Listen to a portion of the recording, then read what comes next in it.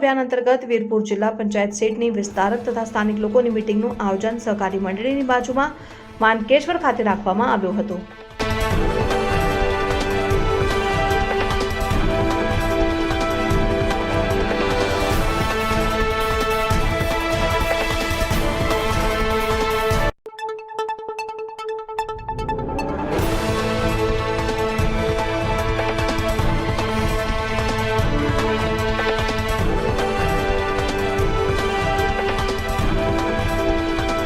બધી તૈયારી છે અને આ તૈયારી પાછી તમને તાલુકા પંચાયત, જિલ્લા પંચાયત કે સરપંચોની ચૂંટણી આવશે ત્યારે આ તૈયારી તમને કામ આવશે।